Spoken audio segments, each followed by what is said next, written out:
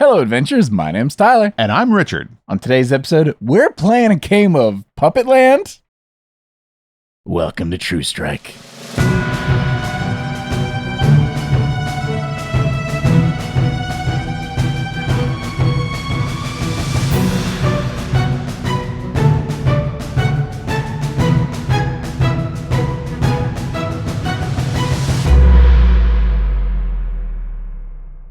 Howdy, folks, and welcome back to the show. Hey. That is Lloyd the Void. Yep. Lloyd is a hand puppet. Yep. Why? Because we're playing Puppetland today. So, on this week of Spooky Month, I have chosen a game called Puppetland. This is a game that I actually found, I think, a couple of years ago when we first started doing all this. And it just kept not getting played. And I've kind of had it again on the back burner like I have. And I was seriously considering it last year, but did not. Interesting. Okay. Yeah, I knew nothing about this other than a couple days ago. He was like, hey, we're going to be doing a sock puppet game. Just start thinking of like a character idea for puppets. Yes. And it was what? Sock puppet, finger puppet, marionette, and shadow puppet? Yes. Yeah. And I was like, okay, well, a sock puppet, probably easier to make in real life. He didn't say I had to make it in real life. It sounded fun. Yes. So, it was funny because I actually came here and he was like, do I need anything for this game? And I was all like, a sock. And it was just purely for the thumbnail. Like, I didn't expect him to actually make a sock puppet for the actual game. Yeah, and then I had gotten home Friday and was like, daughter, help. I need your assistance. Can we make a sock puppet? And she was like, absolutely. Can I make an OC, like a personality for this thing and a voice and everything? And I was like, absolutely. Anything you want, as long as it's family appropriate and can go on the podcast. And she's like, all right, bet. So Lloyd the Void was born. Yeah, this is like beyond extra credit here. I did not expect to actually have a puppet on the table. So for video people, is good. I'll go ahead and put him a little closer for the camera, and Richard will describe him while I get away from the mic. So this is Lloyd the Void. He has some horns, I think, right? And 2 fangs, nice yellow eyes, a nice top hat, and a tie. He's a well-dressed puppet, I must say. Very well dressed. He has some sort of physical deformity on his back, around, or the heel, if you were. Yeah, it's just, I was born that way. You're born that way. I like it. Now, something that we've already done, if you haven't seen, I think we're going to do a short for that, is the creation of this puppet. Because Puppetland, not the puppet, not the puppet, but the stat block for this puppet. Because Puppetland is a kind of a unique system. It involves the player coming up with some information. So they have to draw a picture of their puppet over here in the puzzle pieces, and then they have to come up with things that this puppet is. So they're already given things like builds, so like medium height and strong or heavy, and then what they can do, things like throwing things, moving quietly, whatever it may be. And then things that they cannot do, like, for instance, Lloyd the Void cannot kick anything because he has no legs. But then the player themselves have to come up with additional things that they cannot do as well to put on here. That was the hard part. Puppets are interesting because there's no dice in this game. So whenever Tyler has to do something or tells me that he does something, basically I will reference his sheet for his builds. So basically like medium height, quite heavy and strong. And then those will be referenced on a sheet that I have over here that is basically like a if-then. So if your puppet is of a light build, then it can do, specific things based on, how heavy the object is and size, weight it is. So basically it's a very simple system of whether or not you can do something. You can do whatever you're lined up with or below that. If this, then that. Yeah. So if you are a very strong puppet, then, you can pick up something that is, possibly, like very light or short or slender or weak. Okay. So it's a very simple system. It's not very complicated. Now, what it does get complicated, and this is the curveball that I'm going to throw at Tyler, is that once this game begins, we are now the puppets and the puppet master. Yeah, on the bottom of my character sheet, there's this part that goes across that just says, remember, every word you say, your puppet says. Exactly. Now, there is a rule in this game, and that is you are your puppet. Now, when this game is normally played, so if you go if you get this game and you play it with your group of friends, when you are sitting around the table and you're playing together, you will always be talking as your puppet. And we will link this down below. Yeah, everything that you say is something that comes out of your puppet's mouth. So you will not be talking out of the game. All of your talking will be done in game. And in the real game, if you have a question for the puppet master, you need to stand up from the table, walk over to the puppet master, and whisper in their ear. Oh my God. That is the only way that you can address the puppet master and or ask questions. Interesting. For the purposes of tonight's game, Tyler is not allowed to talk to me outside of being a puppet. So we're just going to completely destroy that rule, and I'm going to make Tyler stay in character for the entire game. Now, the first thing about Puppetland is something called the golden hour, and that is all these games last for 1 hour. That's how long puppets are awake in Puppetland. Okay. So the puppets awaken in Puppetland, and then they have their journey, however long it may be. The weird thing about time in Puppetland is things can happen that take days and weeks and maybe months in Puppetland, but in real human time, it is only a mere hour.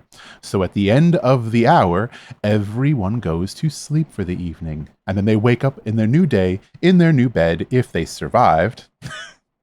And start the day all over again. So the actual gameplay session of this will be exactly 1 hour, which we will be timing. I'll have it over here. So while we're playing, I will be speaking as the puppet master, telling a story. And Tyler will be speaking as his puppet. So this is why I said it's going to be a little bit different, and we're going to flex his role-playing muscles here, because now he has to figure out how he's going to ask questions and kind of convey scenes without actually talking to me as a game master. Because from here, when we start the game, once the golden hour hits and he wakes up as Lloyd the Void, he will be Lloyd the Void for an hour. So if you have any questions, Tyler, right now is the time to ask them. Because once the golden hour begins, I can no longer ask you Lloyd anything. the Void, and you cannot ask me direct questions. So Lloyd the Void has no communications to the puppet master. To the puppet master, no. So I'm alone in this world. Yes. There's other puppets in the land. Sure. You're going to wake up and see other things. But our relationship as co-host of this podcast ends right there. And the only input that you will get from me is me narrating the story that we're when I try to do evening. something, you tell me if it failed. Exactly. Now, a good example for this, and this is where it kind of gets a little bit complicated for people that aren't really good at role playing, and that's why I would say this is a perfect game for people that don't role play, because it's going to make you do things, and it's going to be quite fun. Is think about it like you're reading a storybook, right? So everything that you're going to be doing is going to be your character's actions, and you're going to be talking in the present tense, where I will be talking about a story as a whole. So let's do like a really... I wouldn't say Lloyd is going to. I would be like, I guess I'm gonna... So yeah, so like right now, if you're, say you're, outside of the bakery. Sure. And you want to go into the shop, and you want to look around on the shelf, and you would say, I guess I'm going to walk up here. I'll open this door and take a look in here. And, oh, look, there's bread for sale. I think I'll buy one of these. Okay. And then I will say, Lloyd approaches the bakery. As he opens the door, there's a slight jingle from the bell as it rings to let the shop owner know that he has entered.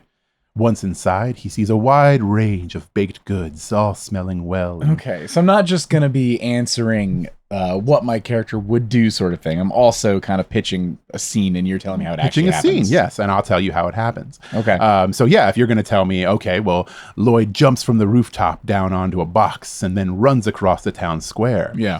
Then I will tell you how Lloyd jumped from this rooftop and maybe didn't make it because Lloyd doesn't have legs and he's not really good at jumping, and maybe you should have teleported instead. Okay. So yeah, once the game starts, it will be storyteller and the participant of the story. So you will have 1 hour, basically, to see if you can fulfill your goal for the evening, which will be pretty apparent from the beginning of it, as far as the story will play out. And like I said, once this hour is up, the game will end for better or for worse. And I go to sleep. And you will fall asleep, and then we will fade to black. You may actually complete a story here tonight, and you could complete it in less than an hour, and we'll fast forward the time and, be done with it if you happen to finish the story. Okay. But if you don't finish the story, then it will be wherever it may lay until the next time that Lloyd wakes up if Lloyd wakes up at all. Noted. So when Lloyd fills in all 16 of his puzzle pieces, or if Lloyd fills in all 16 of his puzzle pieces, he will pass, which means that by the end of the story, when he falls asleep, he will not wake up the next morning. So that's what the puzzle pieces are. Other than that, they can have minor effects on people. So like as your puppets tends to fill in these puzzle pieces, this is effectively your hit points. They will, maybe feel some adverse effects. The whole "I'm not feeling so good, Mr. Stark" of it all. But if all of your points are filled in, like I said, your puppet will not wake up and will not have any further adventures. Now, you might be asking, how do you fill in puzzle pieces? This is quite simple. Puzzle pieces get filled in when something drastic or dramatic happens. So if something bad happens, like say you were to slip and fall, I might ask you to fill in 1 or 2 puzzle pieces. But can I slip if I have no legs? Oh, you can. Oh. If you go against any of your cannots, your cans, or your is, you will also be forced to fill in puzzle pieces. So, for example, Lloyd cannot stand the color yellow. So if Lloyd were to go through a yellow door, perhaps, it could be very bad for Lloyd, and he could have to fill in a puzzle piece. But will Lloyd know it's a yellow door? Puppet Master? It depends on how perceptive our friend Lloyd is. So, do you have any questions for the Puppet Master before the game actually begins? You know what? Not that I can think of off the top of my head. I'm sure will wish I had. Okay. So before we start the golden hour, I'm going to read to you a small excerpt here that is about our land called Puppetland. Okay. So that you have a bit of a history of the world that you are about to wake up into.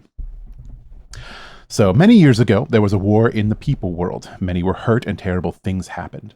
The Maker saw all that was happening and he wept. His creations were the gentlest of creatures, and they too were saddened by these tragedies they witnessed and could not comprehend. The little basement beneath his shop had been a lively place, where the old brought the young to hear wonderful stories.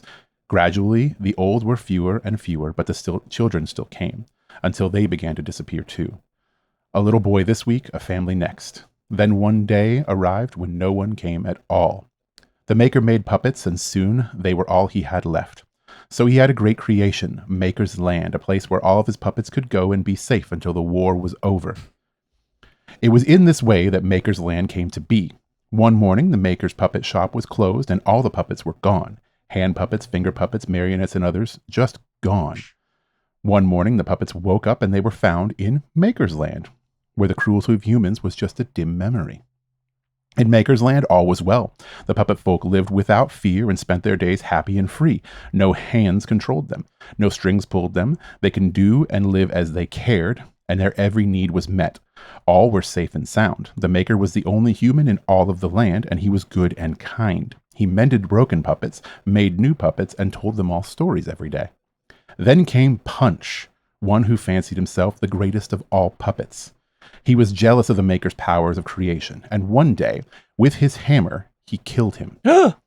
With the Maker's death, no humans lived in Maker's Land, but the flesh lived on, for Punch took the Maker's face and made a cruel new face for himself. This wasn't all he made either. Soon, he had not just a new face, but 6 loyal puppet servants sewn from the Maker's own flesh. These 6, whom Punch called his boys, stood beside Punch as he announced to all the land that he was now king. He was Punch, the Maker Killer, and his word was law. Punch and Punch's boys now rule Maker's Lands with heart of cruelty and black souls devoid of all mercy. All the puppets exist to serve them.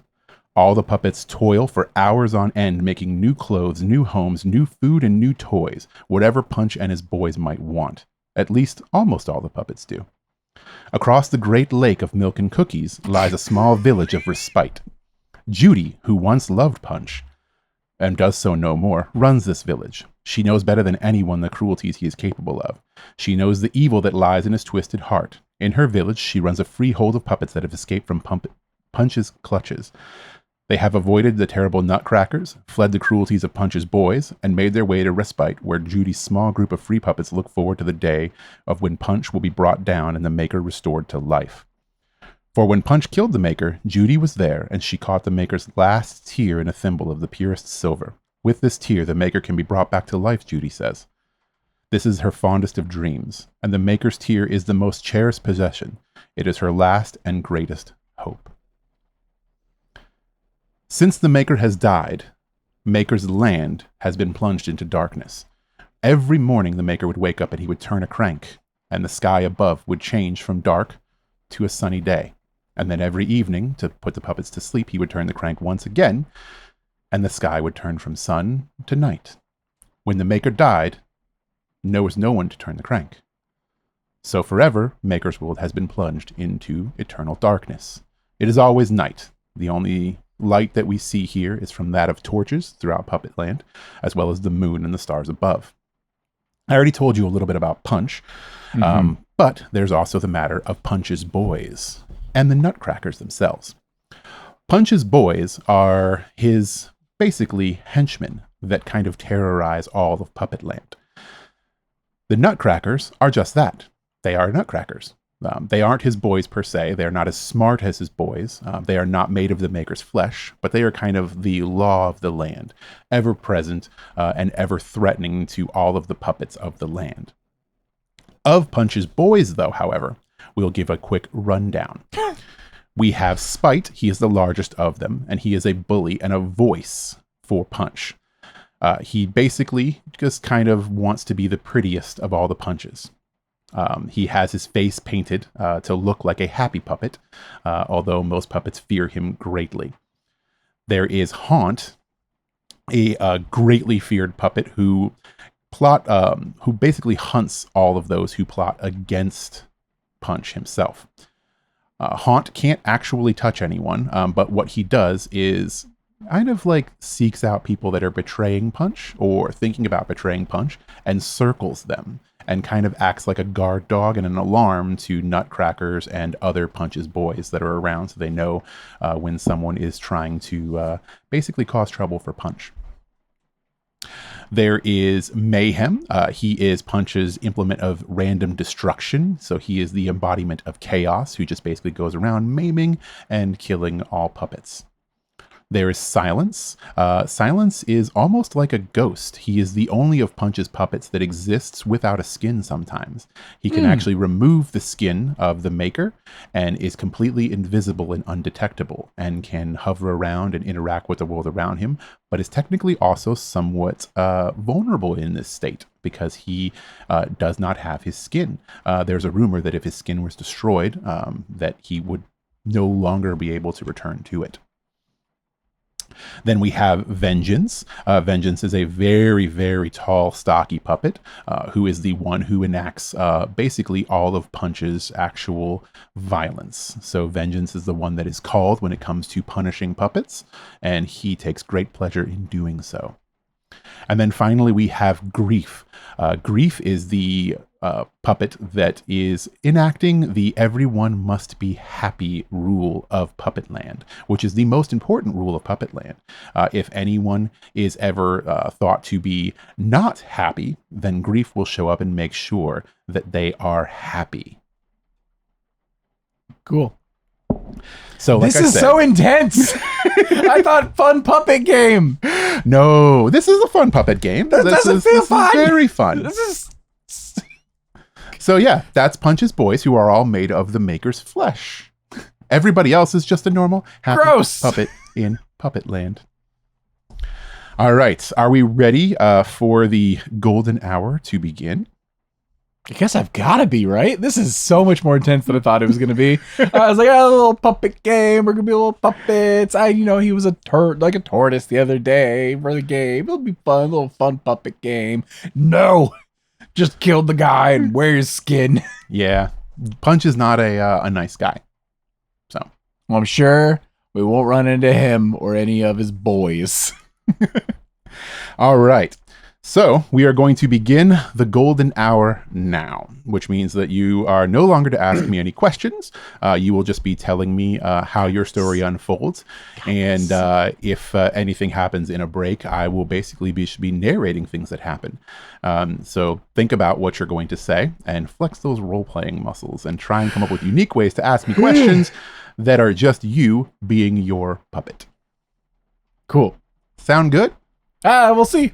And we begin. Lloyd the Void wakes up in his house in Puppetland. He wakes up not because it's the time for him to wake up, but because he can hear screaming outside of his home. Screaming of another puppet who is clearly in agony, loud enough to wake the entire town. Oh, man.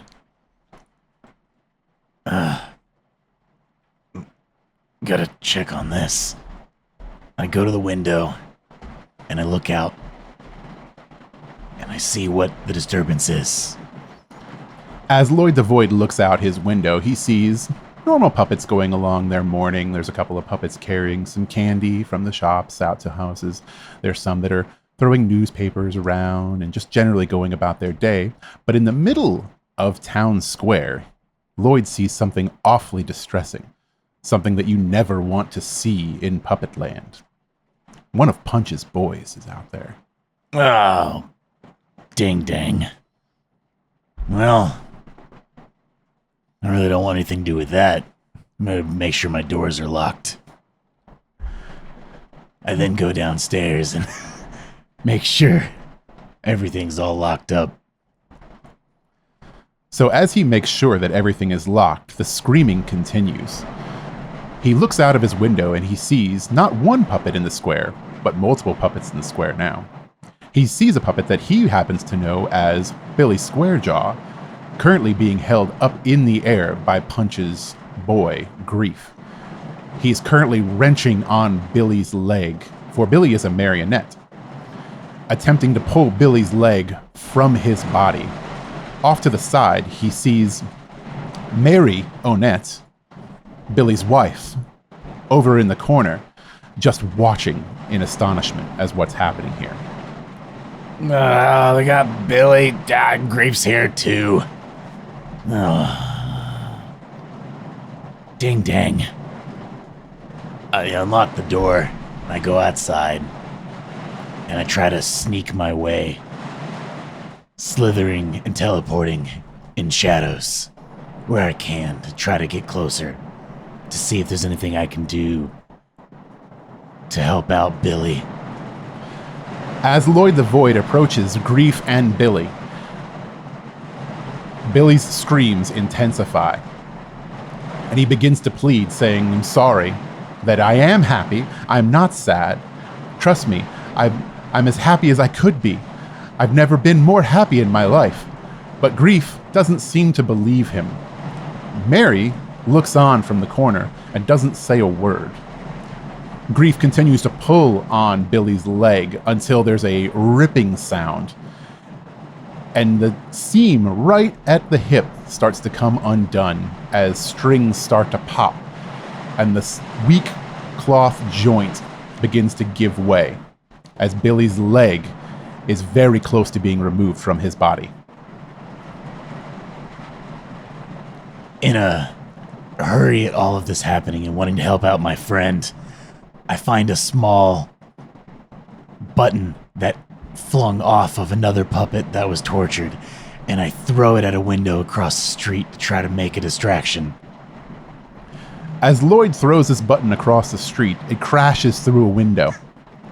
As soon as it does, another finger puppet comes running out of the house, looking at their window in distress of what has just occurred. A brand new window that was just installed last week is now broken.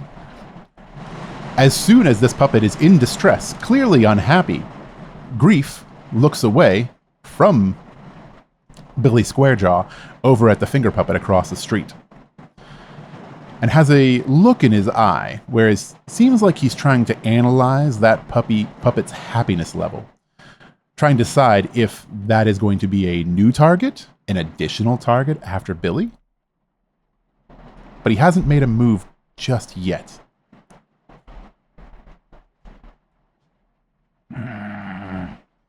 I then try to move up to Mary as quiet as I can and ask her what started all this. Lloyd approaches Mary from behind, still hiding still sneaking, and jumps up and says, "What started all this?" And Mary, with a start, not realizing that Lloyd was there, accidentally loses control of something in her hand, and a small bar falls to the ground.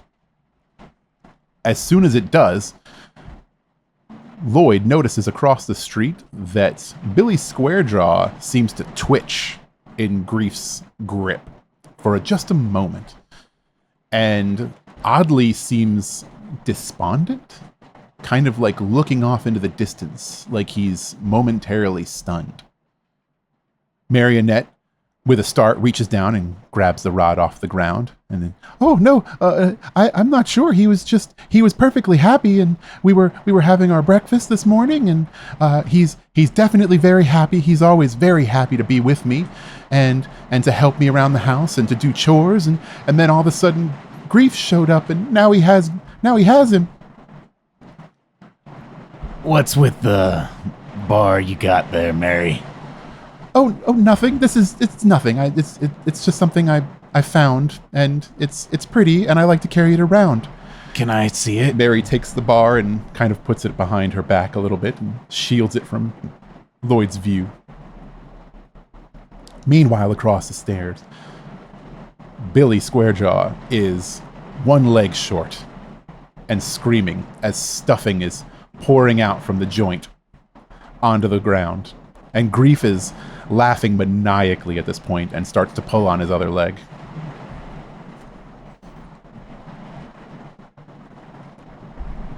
Look, Mary, I saw something went on with Billy when you dropped that thing. Do you have some sort of control over him, or what's going on?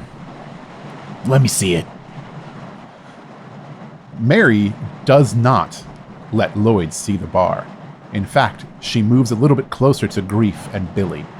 And as she does, Billy's screams intensify as the stuffing pours from where his one leg was, and Grief gets dangerously close to pulling another leg off. And I do need Lloyd to mark 2 puzzle pieces.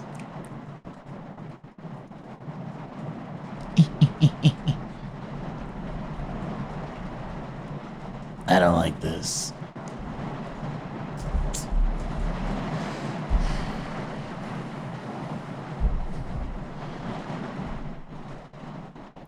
As Billy is screaming at this point, and Grief is tearing on his other leg, the small finger puppet, who you recognize to be Hangy Smashy Ringlets, is fretting over her crushed window. And as she does, Grief generally tends to glance back. And it becomes clear that he has another target in mind. But he seems intent on making sure that Billy is the happiest of puppets before he can move on.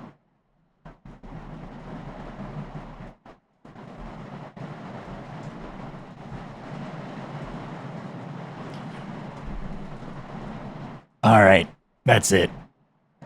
I'm gonna bite you. And I slither forward and teleport behind Mary, and I bite her hand. Lloyd teleports behind Mary and bites her on the hand that is holding the small rod that she seemed to drop.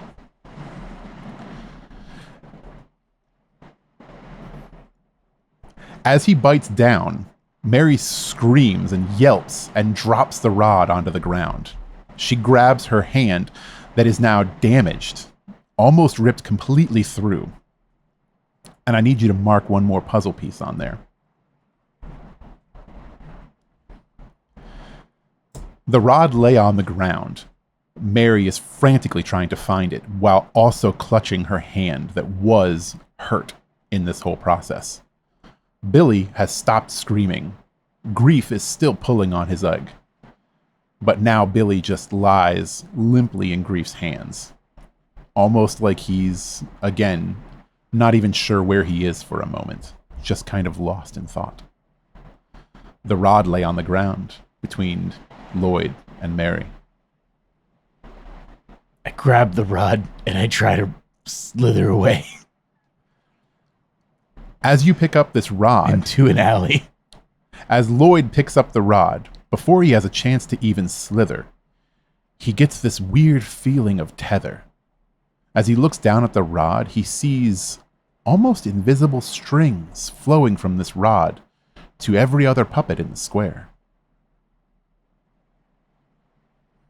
He feels a weird connection. Seeing a tether to grief, I yank the rod in the direction where the tether pulls grief back away from Billy. Lloyd holds the rod up in his mouth and looks at Grief and sees this string that reaches out. He also sees strings that reach out to every other puppet in the town. But as he focuses on Grief, all the other strings seem to fade away, and one string focuses directly on Grief. And as that one string focuses, he notices strings extend out to all parts of Grief, almost like a marionette control rod. And as Lloyd pulls back, Grief is suddenly struck with a force that he cannot see but can feel. He drops Billy onto the ground, who now begins to scream again about his wounded legs. As Billy tries to crawl away, Grief is just standing. He lurched backwards when Lloyd pulled on the rod and is now just existing in the town square, looking around frantically. Surmising quickly that this seems to have some sort of control on Grief, I take the rod and I try to pull the strings so that Grief starts hitting himself over and over again in the center of town. As you exert this control over Grief, he starts to punch himself over and over again, starting to tear into the actual stitches that you would presume Punch made when Grief was created. He starts to scream at this point for help because he has no control over his body, and he's continuously wailing on himself. As he does so, you hear the marching sounds of nutcrackers coming to his aid. Though you cannot see him yet, the sound of the Nutcracker March is heavy footfall on the ground. Noticing the sound, I take a look down at Mary to see what condition she's in. Mary is crying on the ground next to you. She has one arm in her hand and she's frantically trying to stitch it back together with a small sewing kit that she pulled out. You see, Mary and Billy are both marionettes, but they're not made of wood like some marionettes you've seen before. They're both made of cloth and quilts. She's frantically trying to stitch one hand back together where you had ripped her hand before, while crying. She doesn't realize that Billy is still crawling towards them, the both of you right now. Well past Grief at this point, but still trying to make his way over towards the two of them in the middle of town square. While Grief is occupied, I try to get a little closer to Billy without being too close. It's kind of yucky. And I get somewhere safe. Don't trust Mary. I think she has something to do with this. And then I try to find cover as stealthily as I can and position Billy between myself and the direction the nutcrackers are coming from. Billy does look confused by this amount of exposition and attempts to reconcile this idea in his head, and a flash occurs in Billy's eyes, and he realizes that he spent the last days doing everything that Mary wanted him to do. And while it made him happy at first, began to make him sad that he didn't have a will of his own. And that's when he found himself this morning at the kitchen sink, cleaning up after breakfast, crying, and realized that maybe he wasn't so happy anymore right now. And that's when he went outside and Grief was outside of his front door. and what brought us to the events of this morning, and now the eventual loss of one of his legs, which makes him even sadder. Grief is in the middle of town, still punching himself right now, and also incredibly torn by his inability to continue to exact Punch's demands upon those around him. You can see an internal struggle with him trying to stop hitting himself and go after Billy, as well as the other finger puppet who is now still crying over her broken window, who doesn't know what to do. Deep in the heart of town, the marching sounds get louder as nutcrackers approach. Lloyd then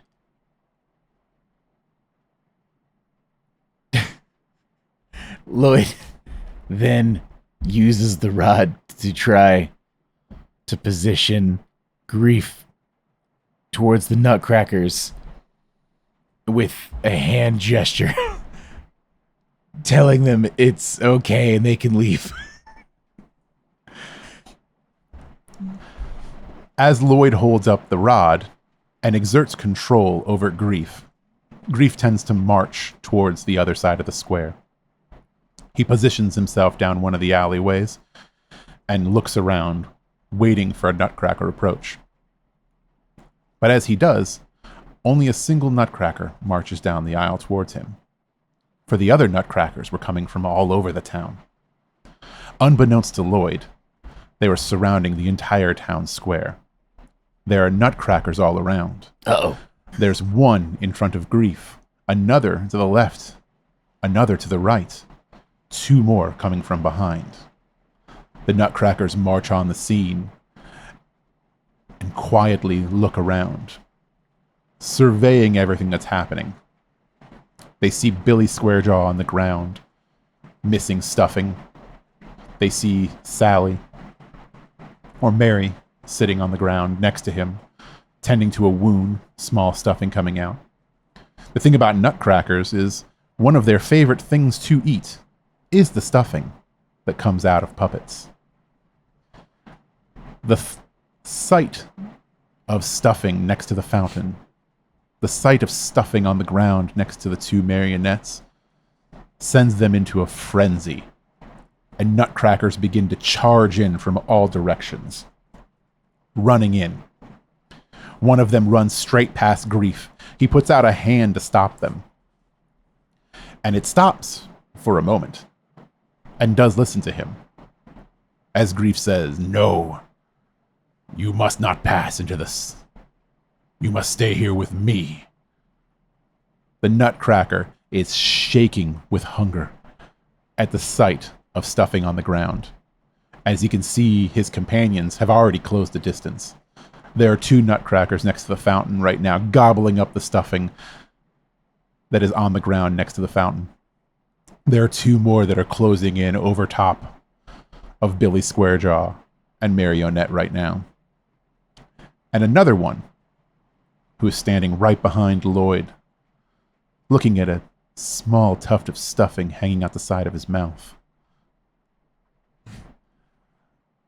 The nutcracker reaches down with mouth agape and clamps down on top of Lloyd's head. Ah! You're going to go ahead and mark me a puzzle piece.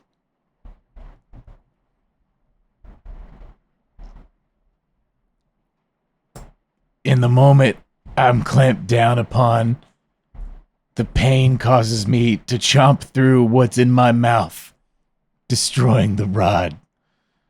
Lloyd chomps down as hard as he can on this pure metal control rod, and it gives nothing. His bite, though strong, we know this, is no match for pure metal rod. And he cracks one of his teeth and marks two puzzle pieces. Sharp pain rings through Lloyd's entire mouth.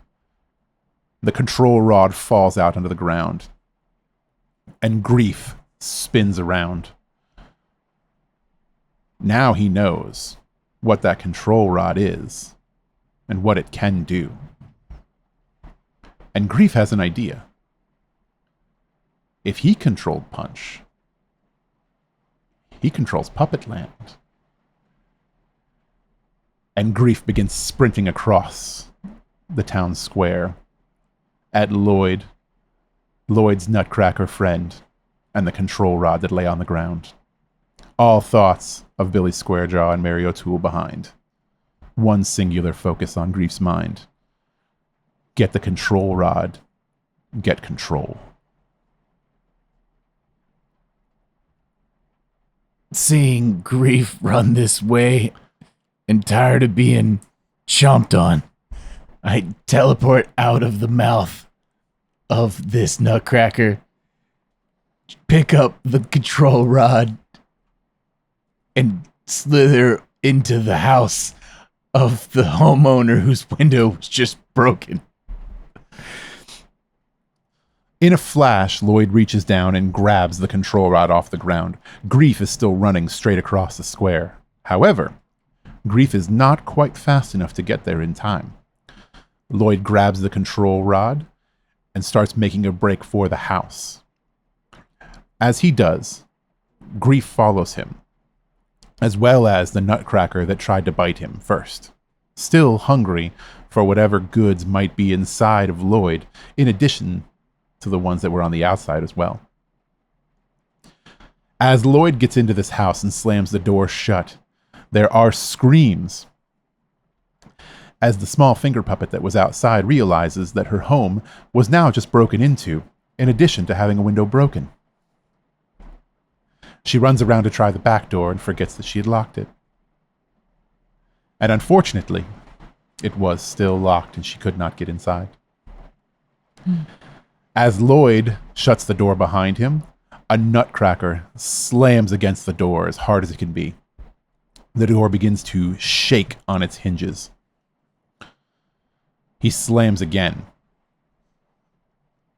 You can hear Grief, but he's not coming from the front door. Grief now peers in through the window. I know you have that rod in there, little puppet. That rod will be mine, and Punch will be mine. As glass starts to shatter out from the window, Grief is making his way in through the kitchen.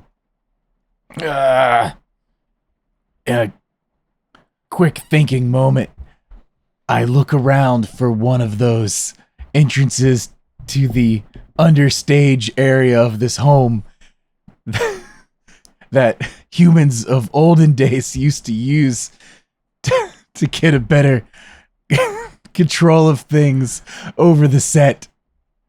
And I find one in the pantry in the kitchen, and I dive underneath. Lloyd thinks back to when the Maker used to come every single day and raise the sun and greet all of his puppets and give out candy in the morning for everyone to eat. And he remembers seeing where the Maker would come up in the castle, which is now Punch's castle. A great trap door would open and the Maker would stand up from the castle.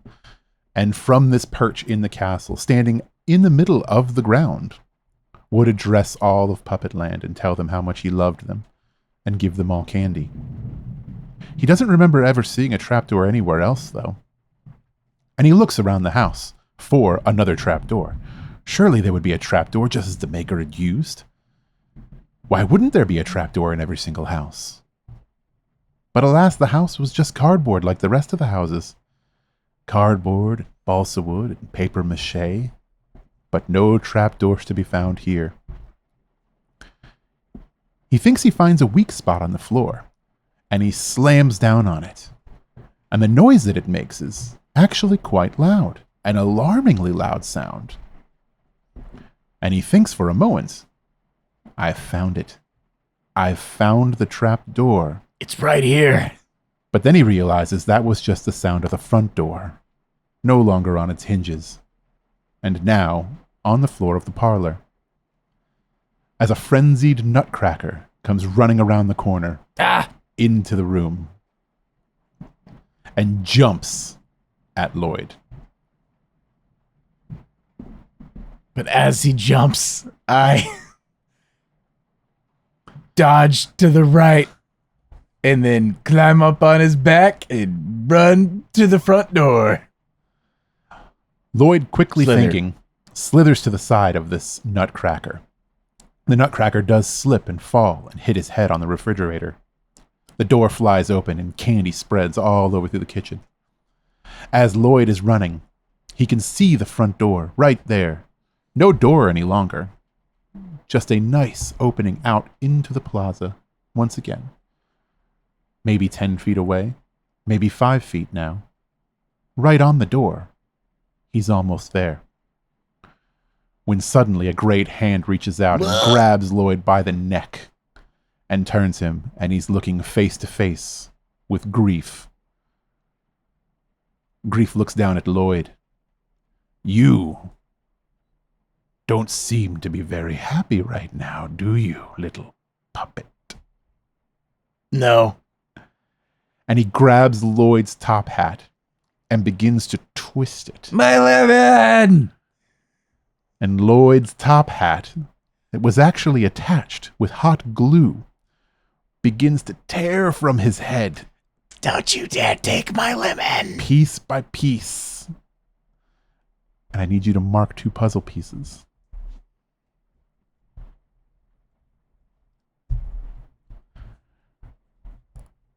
I will make you happy, and I will make Punch happy.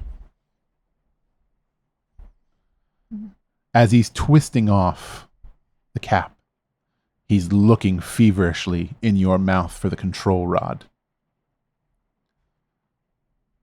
and decides he's going to take it for himself. Not before I use it on him again. Grabbing the lemon inside my hat, he then squeezes it into his own eyes. Grief reaches inside for reasons that he cannot decide and grabs a lemon outside A green lemon, because I hate yellow. of Lloyd's hat, a small green lemon. He takes the lemon and squeezes it into his own eyes. The lemon juice is stingy. It burns, and Lloyd screams out in pain. Screams out so loud that it alerts all of the nutcrackers in the surrounding area, wondering what could possibly be going on over there. You seem pretty sad, Grief. No, I am not sad. I am the happiest puppet. I like when my eyes burn. Oh, yeah?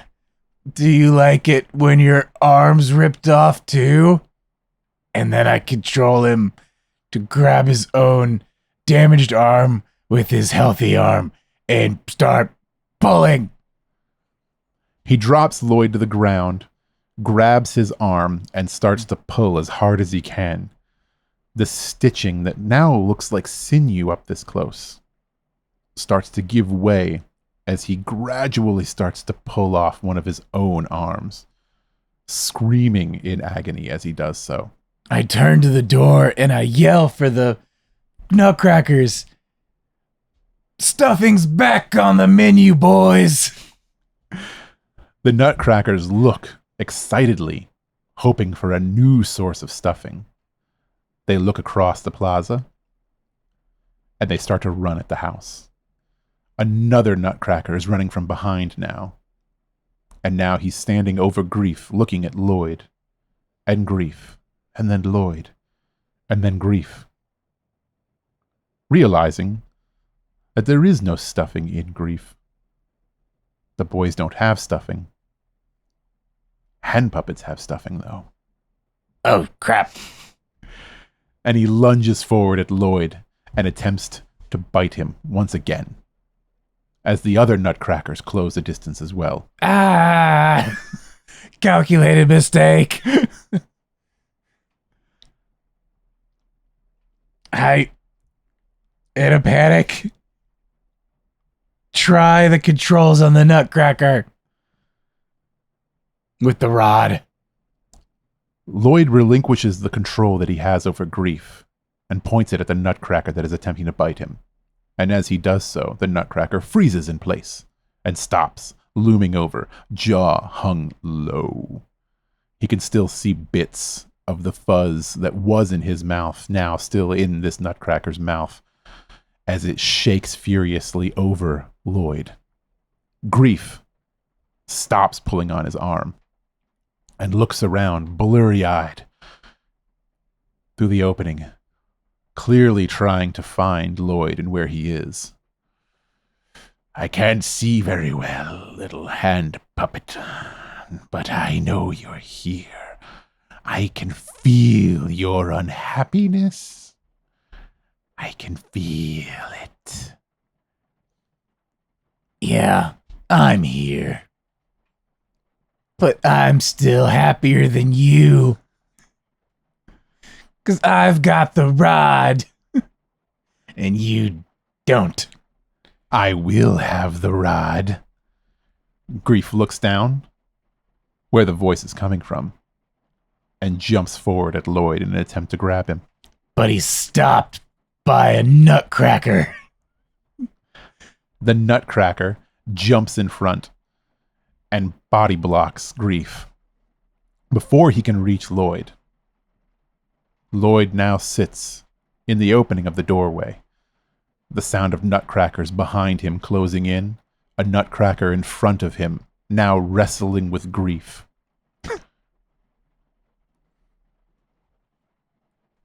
I then control the nutcracker to start chomping at Grief with his nutcracker chomp.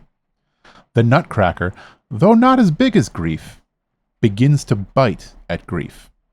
First his hands as Grief throws them up to try and stop him, and then on Grief's shoulder, biting down as hard as he can.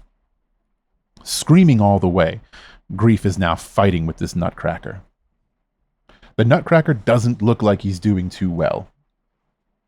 The nutcracker, while strong and tall, is not nearly as big as Grief.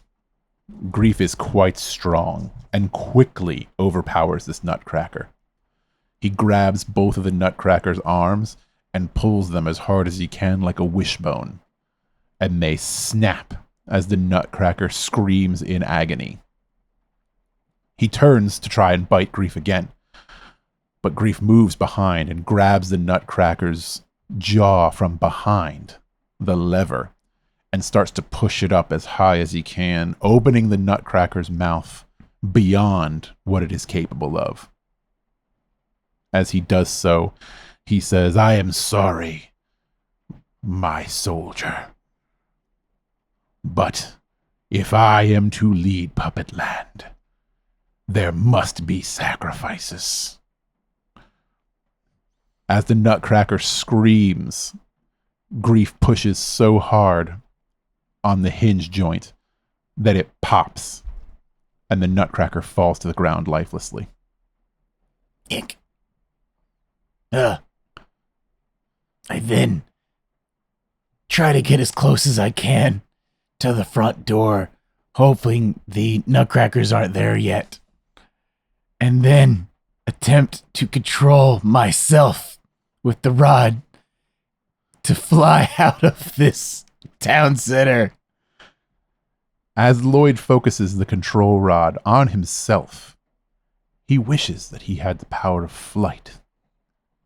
And for a moment, he feels weightless almost. Like he's lifting up off the ground. Happy. It's working. It feels like it's working.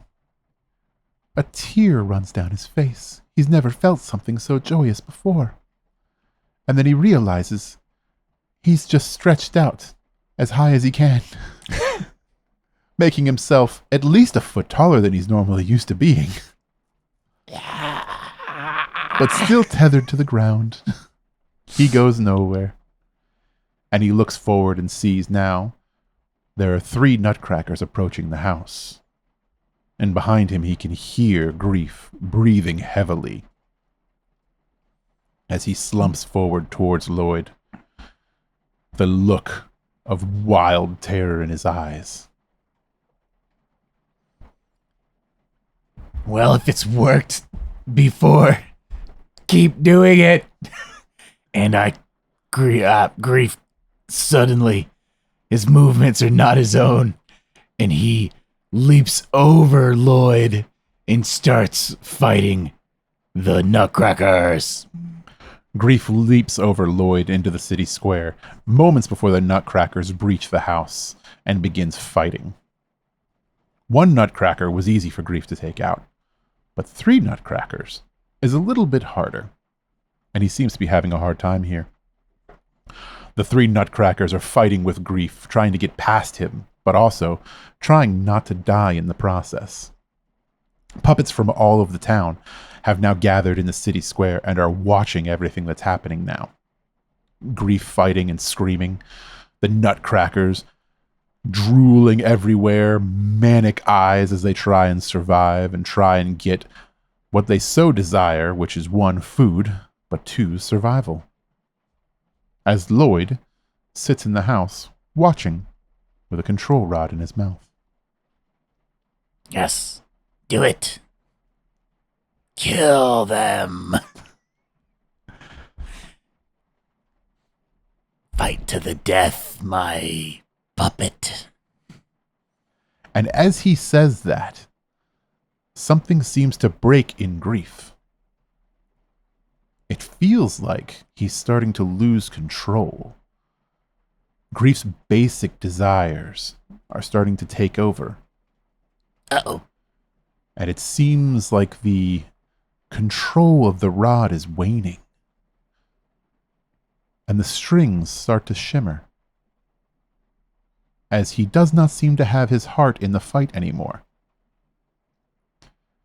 And it seems like he's beginning to regain control of himself somehow. It's almost like his basest of desires is driving instead.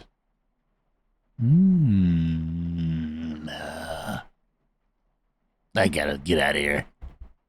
And I try to flee town. Back to my house.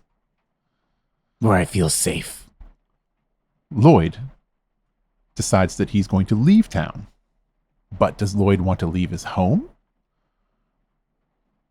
Or does he want to leave town in general? I gotta pack my stuff. He decides to go home first and grab a few essentials before he leaves town. Exerting his last bit of control over Grief to continue to fight, he runs a couple of houses down into his room where he just woke up from not that long ago and begins to pack up his supplies. He grabs everything that he can think of, bedrolls, food, supplies, maybe a torch or 2. Puts it all into a rucksack and decides once and for all that he must get out of town. But where will he go? What will he do? Grief knows the control rod now. He'll be after it. Yes, he'll be after me. There's only one thing I could possibly do to stay safe. I have to go after the big dog. Lloyd suddenly thinks that there is one thing that he could do. If he controlled Punch, he would control the land. Isn't that what Grief said? Why would it have to be Grief that did this? Why couldn't it be Lloyd? The only way to protect my friends is to control them. And Lloyd decides the only way forward is via control. And he sets off on his journey towards Punch's castle. Because where else would Punch be other than Punch's castle? As Lloyd leaves town, the sun not shining on Puppetland, just the moon, just the stars, a silent night, a wagon in the distance with a puppet, most likely just taking supplies to and from the castle, quietly moving through. No sound of birds, no sound of wind. In the distance, can still hear the sound of fighting, not really sure who's coming out on top. Lloyd sees Punch's castle in the distance. Altered somewhat since the maker has died, Punch has decided to put his little flair on it. The parapets covered in banners and streamers, posters that say, "Be happy all the time. Always happy." And a small moat that surrounds the castle with a drawbridge. All of this overlooking the town. It doesn't take him but maybe an hour or so of travel before he finds himself right outside of Punch's castle, looking at the drawbridge. Over an hour ago, the sounds from the town faded away. He hasn't heard anybody approaching, hasn't seen anyone, but has not really quite felt alone since he got out here. Something just nagging on the edge. Something Lloyd can't quite put his finger on. If only I had fingers, I could figure this feeling out.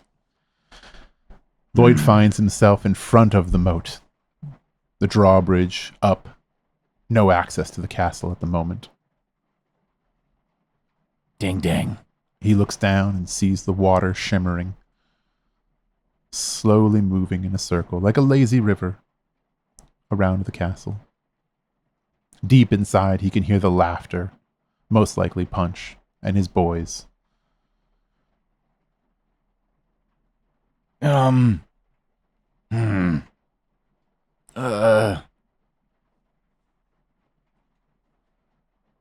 Hey, Punch.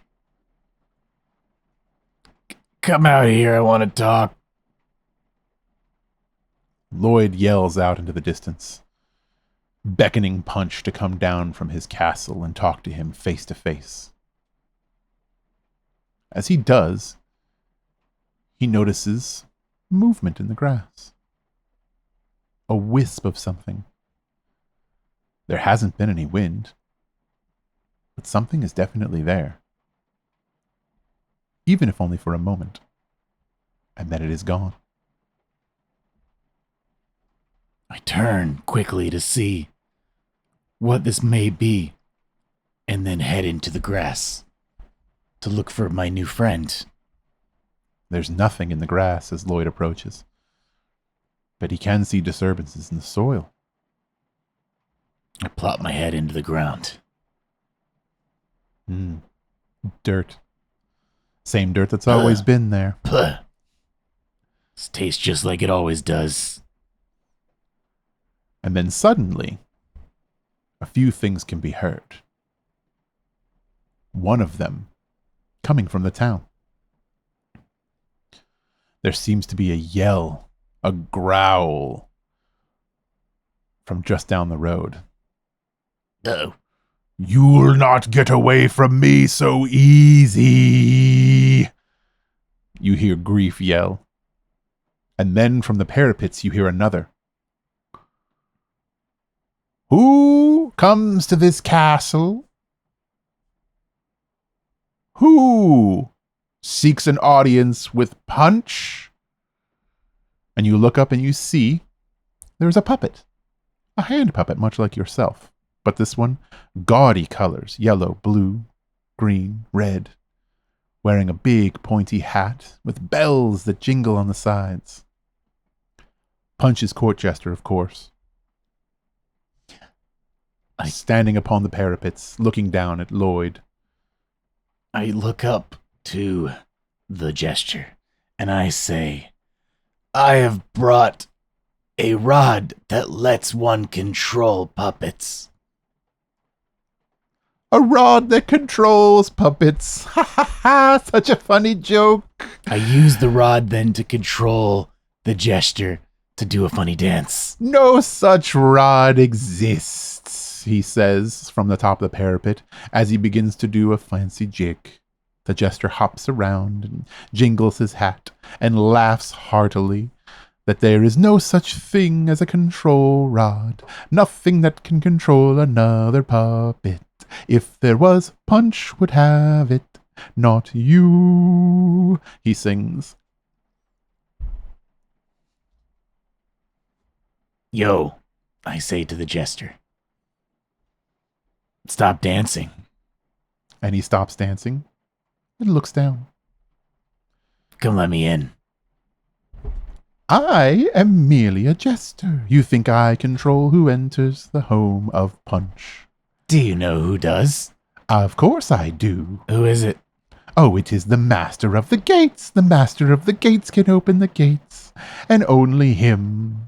Can you send him up here to talk to me? Oh, of course I can. That's the only thing I can do. I'd really appreciate it. And the jester dances his way down the steps. As he does, you can now hear the footfalls of Grief behind you. Grief approaches, huffing and puffing on the middle of the road. He looks worse for wear. Definitely been in a fight. But obviously came out the victor. His left arm hangs slightly by his side. Doesn't look like it's of much use anymore. The stitching torn. Fancy trick you pulled back there. But now it's just you and me and my rod. And you've brought it exactly where I want to bring it. Can you give me a moment? So I should thank you. No, just hold on. 5 minutes. I really just want to have a conversation with the gate master. Oh, that won't be necessary, because I can get access to the castle whenever I want. Can you ask him to put the gate down then? Oh, I will. Okay. But first, you have something of mine. What's And that? Grief charges across the field at you. Uh-oh. As Grief runs across the field, another puppet appears atop the parapet. This one, a finger puppet. You see a small, crooked man with a hunch in his back, walking up to the gate. I hear that I have been Oh, it's Grief! What are you doing back so early? I suppose that you solved the problem in town, then. Grief looks up at him briefly, but continues to charge. At this point, Grief has closed the distance and is now on top of Lloyd once again. And Lloyd finds himself in a bit of a predicament. His lemon left back in the village. And now just face to face with Grief once again. As Grief reaches down with his one good hand and slaps Lloyd across the face as hard as he can. Lloyd sprawls out onto the ground. Marks one puzzle piece. Lloyd straightens himself up, but can't help but feel a bit dazed. The world seems to be spinning, and he seems to feel weaker. He's having a hard time staying focused. Everything seems to be swimming. As Grief stands over Lloyd. I noticed my tie starts curling, and I realized I must have been slapped pretty hard. Knowing the rod probably won't do much on Grief, I do the only thing I know at what I'm pretty good at, and I try to bite the good arm of Grief. As Lloyd bites down on Grief's good arm, Grief shrieks. For Lloyd has an incredible bite force. And that one chipped tooth is quite sharp now. And snaps through Grief's arm. It tears. And Grief yells out a shriek of agony. How dare you bite me, you insolent little puppet! As the finger puppet, on the top of the wall, asks, Well, do you want me to lower the gate, Grief? Is everything okay? And Grief says, of course I want you to lower the gate. Send more boys. As he attempts to wrestle his arm out of Lloyd's mouth. But Lloyd's grip is great, and his bite is strong. And as Grief tries to pull his arm free, it just begins to tear the stitching more and more. Until it appears that Grief has no use of his good arm, and is now struggling to find purchase. Letting go of the arm, I once again ask, are you still feeling happy, Grief? I will be happy when you are inside out. Then you'll never be happy. I bite his eyes. And Lloyd jumps up and attempts to bite Grief's eyes out. And he snaps down hard. And for a moment, there's a yelp as Grief tries to struggle back and fails and slumps backward, seemingly unconscious, into the grass with Lloyd on top of him. And that's when Lloyd realizes that he can hear a noise in the background.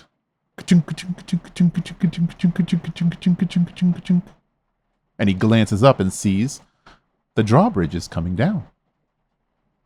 He looks up in the parapet and sees just the jester dancing away. Quickly, I position myself inside of the clothing of Grief in a position where I can use Grief's body like a hand puppet to pretend that I'm Grief. And I start marching towards the drawbridge. As Grief lay motionless on the ground, Lloyd has a spark of genius. What if I made myself look like Grief? Could I infiltrate Punch's castle? He wonders if it will work, and he slithers up inside of the flesh of the Maker. Probably the most disgusting thing that Lloyd has ever done. Ugh. The smell is horrible. The skin, while dry, is still not completely on the inside. And he can see how crudely Punch must have cut the skin away from the Maker, as bits of fatty tissue and flesh are all on the inside of where Grief once was. There is no stuffing here, just a rotting smell and flaccid flesh. But he stands up, this morbid creation of hand, puppet, and boy, and begins to walk across the drawbridge. As he does, he sees Spite,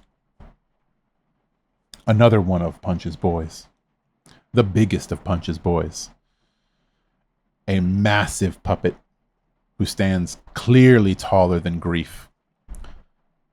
A row of buttons on his front side that have been sewn into place, and a face that's painted like a happy puppet marionette.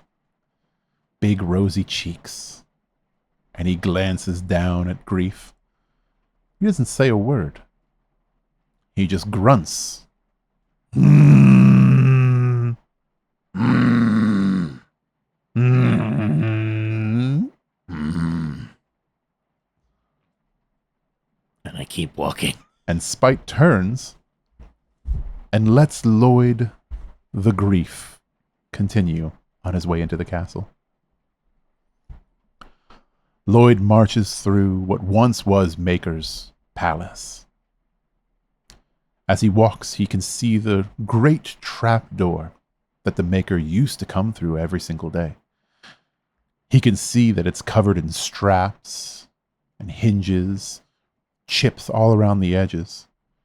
Clearly, someone's been trying to open this trapdoor for a very long time, and they haven't been able to. Everything has been tried. Pulleys and ropes, cutting their way through. But it doesn't appear that it was ever done. The trapdoor sits closed, and it looks like it hasn't been opened in ages. As Lloyd walks past, he can hear in the distance the sound of cheer and merriment. He walks up the stairs to two great doors that lead deeper into Punch's castle. He pushes the doors open into a great hall filled with torches. There are tables lining the center of this room. Puppets all over, sitting. Mountains of candy between them all. Everyone holding candy happily, pretending to eat it. And Punch sits on a great throne across on the other side of the room, his hammer by his side, his hat stained red from the maker's blood. A crude-looking puppet with a hunch in his back similar to Lloyd's. I approach him. Punch leans back in his chair.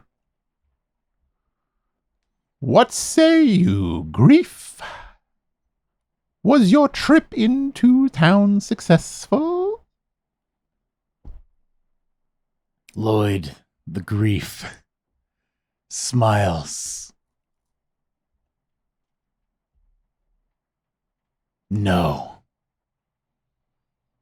That is unacceptable. And also, not the voice of Grief. It is now. I don't know who you are, but I don't like you, Punch says, as he stands up on his throne and takes out his great hammer. Using the rod. Lloyd the Grief has... Damn. I can remember his name. I can never remember his name. Put the hammer down. Sit down. And then I walk up and whisper in his ear. We're gonna do things a little differently now. You and I. Punch, the Maker Killer, stands upon his throne and raises his hammer, ready to take care of whoever this interloper might be, this Grief wannabe. And as soon as he does, he realizes that he is not in control of his faculties, not like he's used to. For some reason, he can't bring himself to throw his hammer like he normally does. Confusion runs through his mind. He's never not been able to do what he wanted to do. He's Punch, the Maker Killer, the king of this land. No one tells Punch what to do other than Punch. This one, this new one, must have been sent by Judy. Yeah, she's responsible for this. And as all these thoughts run through his head, he sees not Grief nonchalantly walking up to his side and leaning over him and telling him that the time for his rule has passed and that it's time for a new rule in Puppetland. And Punch realizes that for the first time, maybe he doesn't have the power he thought he had. Maybe there is someone that has the power of the Maker still. And why can't it be him? As a single tear runs down his face, and all the puppets go to sleep as the golden hour ends.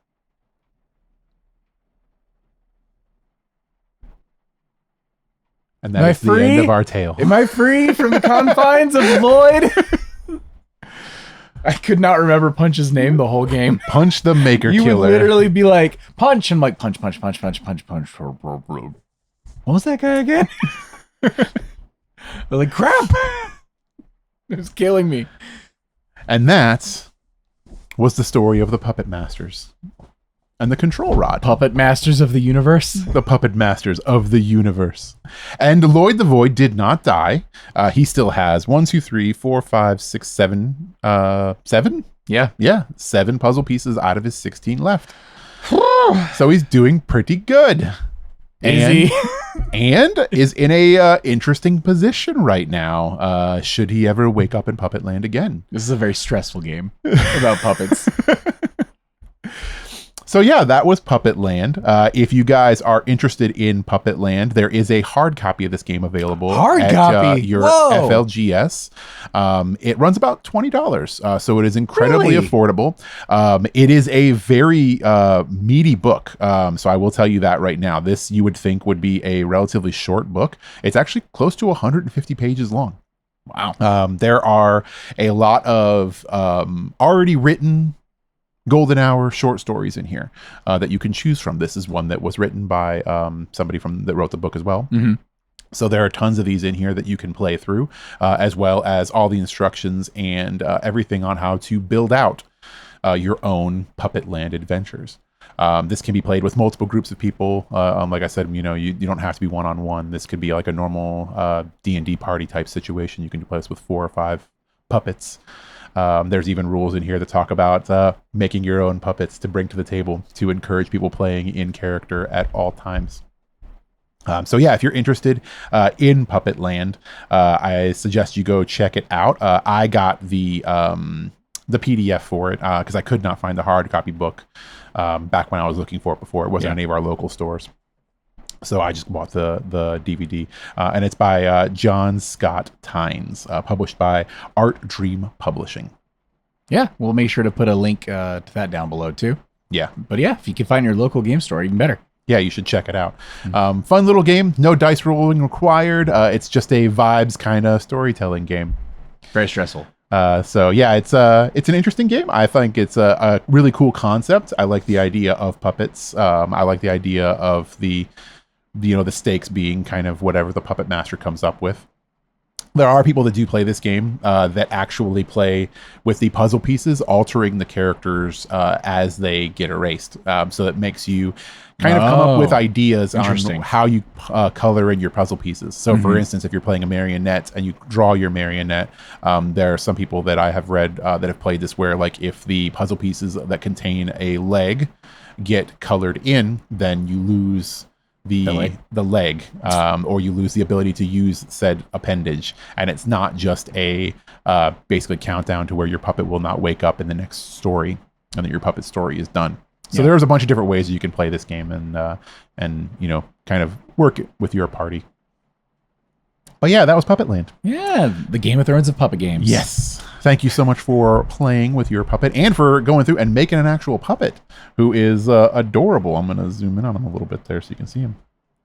Cute little Lloyd the Void, who may or may not be ruling over Puppetland. Yeah, I mean, how things go. He sounds like he might not be the nicest sock puppet. Never said he was a nice guy. But yeah, if you enjoyed that, check out Puppetland.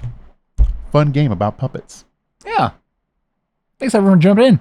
If you enjoyed this, this was yet again one of our spooky games for the month. If you haven't seen the last couple, Richard's run a game of Daggerheart. I ran a game of Totally Legally Distinct, Tortoise something. Not Ninja Turtles, but tortoises. That was last week. Next week, I believe I'm going to be doing a little game of Daggerheart as well. Excited. We'll see, these one-on-ones always get interesting of like the balance is like, oh, is this going to be crazy? Is this going to be whatever? We'll see, but either way, thanks for jumping in and tuning in with us and everything. If you're on podcast places, you want to keep those lanterns lit, positive affirmations and likes and everything else and blah, blah, blah, YouTube, all the words. Yep, we did it. Nice. Hey, everyone. Thanks for joining us. Tyler. Richard. And we've been True Strike. Goodbye. Hey, adventurers. Thanks again for joining us today. Please be sure to give us a follow on your favorite podcasting platforms and YouTube. If there's any questions you'd like to write into the show, you can hit us up on Threads, Blue Sky, or Instagram. New episodes release every Tuesday at 2 p.m. Eastern. Thank you for listening to True Strike.